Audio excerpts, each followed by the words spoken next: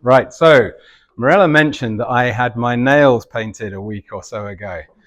So I'm not going to leave that hanging. I'm going to give you some info on it. But firstly, make a note of a website. It's hard-as-nails.com. Hard as nails. That gives you the background info to why I had my nails painted. But I'm going to give you 3 things I learned by having my nails painted. Firstly, it got me out of my comfort zone. Just the act of having my nails painted, sitting there and someone doing it, made me feel uncomfortable. Walking down the street, I was conscious I had my nails painted and wondering how people were looking at me and reacting to me. So, and as men, we don't do that very often. We just throw on whatever we throw on and walk down the street and completely ignore everything, you know. Second, associated with that, was looking at how people reacted. So I went to the greengrocers in the village where we live. I go in there every week. I always have a chat with the staff. They're lovely. I don't know them by name, but you know, it's usually good in there. And I went around there shopping, chatting to them, putting my stuff in a basket. At the end, the guy behind the counter was bagging everything up for me, still chatting. And then I handed my card to pay, and he saw my nails and he recoiled. The conversation just stopped there, dead. And I wonder what it's going to be like next time I go in there. But apart from that, I got lots of looks. I could see people looking at me. The village where we live wasn't ready for a man with his nails painted.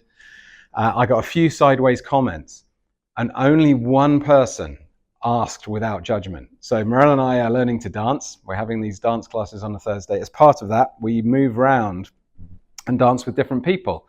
And at one point, a lady, and it was a lady, went, "Oh, you've painted your nails. Why is that?" And then she listened without judgment as well.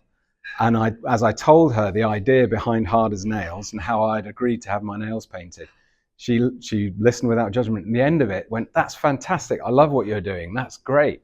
So there we go. It taught me a lot about myself. It taught me a lot about other people as well. And the final thing it taught me was, I went about my business, fixed my bike, did some gardening, carried boxes around the house. And after 2 days, my nails were already chipped. By the end of the week, they were a complete mess. They didn't look good anymore. So I now appreciate the effort you ladies go through just to look good. So anyway, back to Global Man. And I'll link the two together. The reason I ended up having my nails painted was because someone looked at what I did and went, "You should meet this guy called Daniele Fiandaca."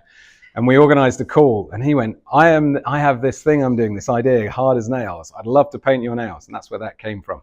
But Global Man, and I'll try and keep this short, we do 2 things with men. So Mirella has her How Do You Empower a Woman? You give her a microphone. Men, we don't have that need so much. We'll quite happily shout about who we are in our business, even when all we've got is vapor. But we make another mistake. We tend to put we can put all our energy into business.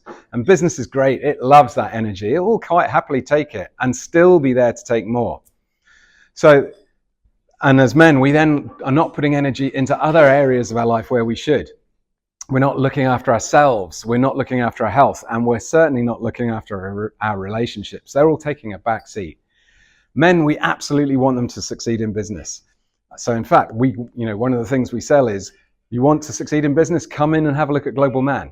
But we don't want it coming at a cost of other areas of your lives. So we do get men coming in to looking and finding balance, looking after themselves, their health, their relationships. Yes, putting energy into finding wealth and being successful in business. But my position is that if you look after yourself, if you look after your health, if you look after your relationships, you'll be in a much better place. You'll be a better version of yourselves. And actually, business will become easier. And that's where the success will come from. The second thing we do, and we can only do this with because Global Woman exists as well, is looking at diversity. And people have been talking about diversity, equity, and inclusion for a long time now. But we try to look at it from one particular angle, which is, as men, how should we be showing up in order to maximize the benefits of diversity? And having Global Man associated with Global Woman allows us to do that, partly because usually, Global Woman's been around for 10 years. If you look around the room today, the men are significantly outnumbered. Even in London, where we have Global Man running, if we have a room full of 20, if we have 20 men in London, there are still 60 women, we're still outnumbered.